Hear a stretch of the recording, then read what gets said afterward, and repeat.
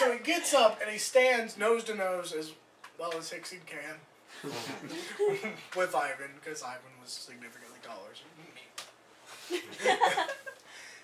And I'm like, oh, it's gonna fucking happen, here it comes.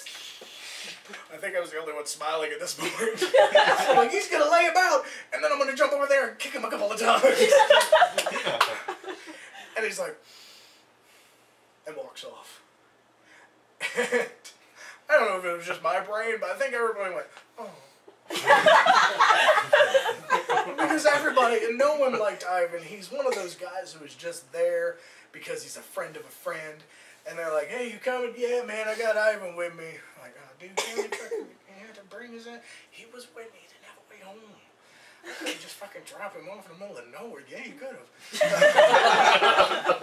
He's just one of those friends. And I think everybody has one of those guys where you're like, God damn it. My husband's one of those guys. Keep him out of the kitchen. I just bought groceries. Don't want to do it again tomorrow. So everybody wanted to see him lay him out.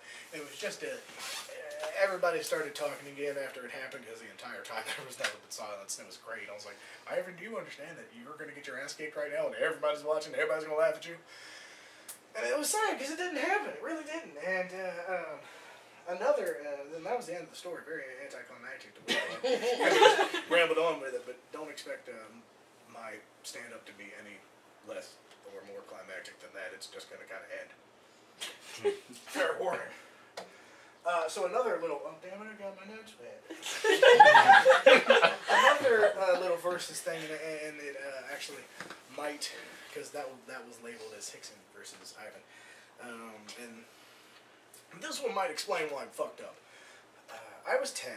I was at my grandparents' house, where I spent most of my younger years. And they had bought me one of the big, giant balls that you don't see advertised on TV. And it had a little spider in it. And I had an aluminum ball bat. And I don't remember if I just said this or not. After the story, you'll know why. But I was about 10. So I'm hitting this ball around, almost like it's an oversized ball in a golf club. Because, frankly, it's hard to play baseball with a giant-ass ball. So I'm hitting it around the yard, just having a heyday.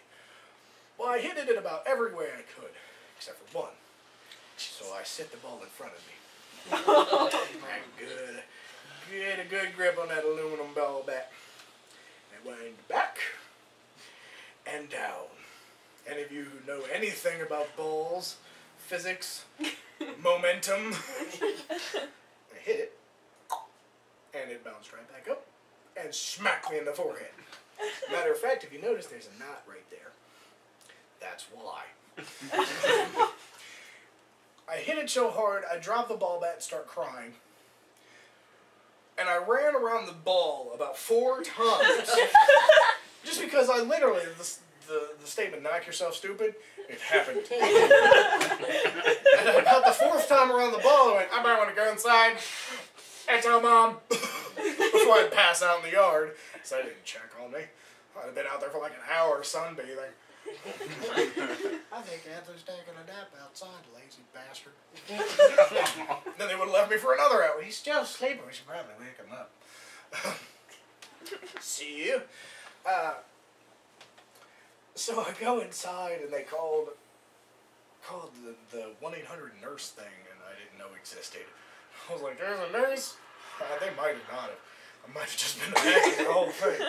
But that one might explain why I'm so fucked up. Again, these stories have no ending.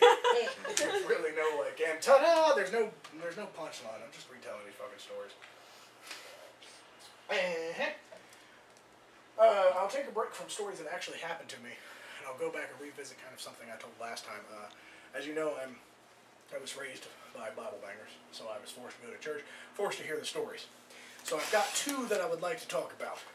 Last time I talked about Noah. And how he had a conversation with God. He told him to build a big fucking ark. And Noah was like, you know, I can't do that, right? A big fucking ark, where am I going to get wood? All that. What I didn't think about was when he got 2 of every animal. How did that work? I mean, I could see getting the cats and the dogs and monkeys. What about the ones that, I don't swim? Did he get those in the boat, or did he just leave them out? Was he like diving in the water like, come here, shark? And wrestling with the motherfucker and built a nice little aquarium in there? Because that's advanced shit right there for a big-ass fucking boat. Why have we never found that boat? If it was big, think about it, if it was big enough to hold 2 of every animal on Earth, even with wood, you know, going away and shit, there's gotta be something that is in there. What about termites?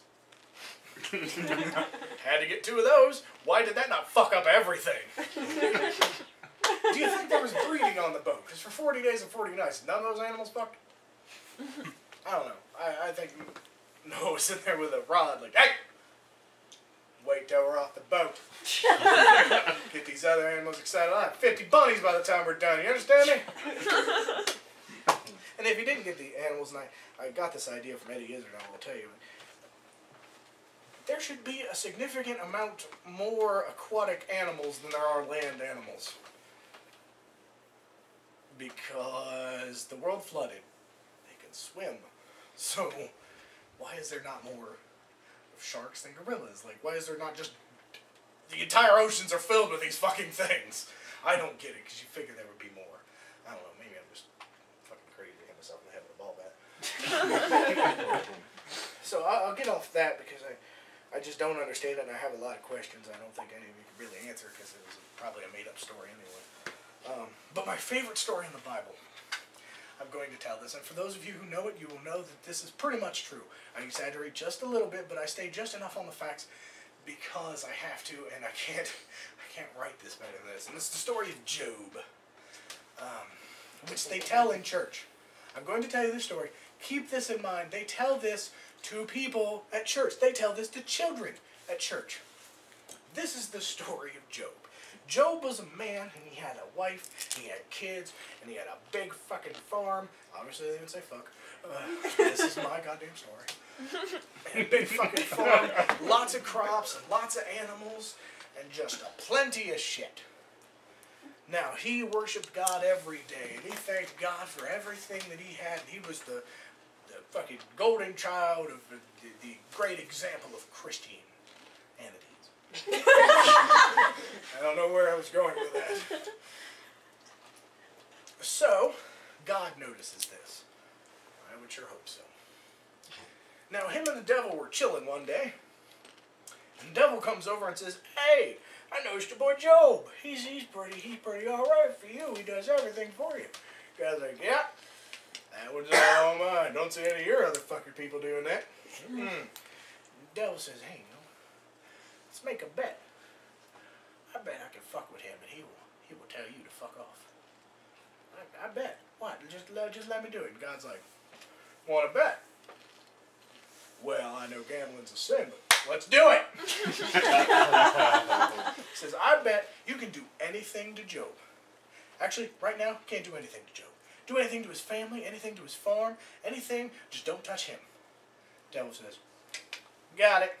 So he sends bandits, kills his family, kills his kids, and kills his wife, kills his family.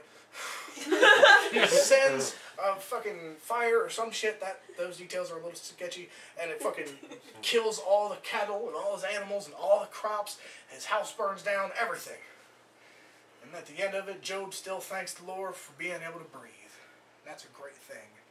And you figure, story ends there. No! Devil comes back and goes, son of a bitch, he didn't do it. Got one better though, let me fuck with him. I won't kill him, let me fuck with him. And God says, he's not gonna curse me. He will not do it.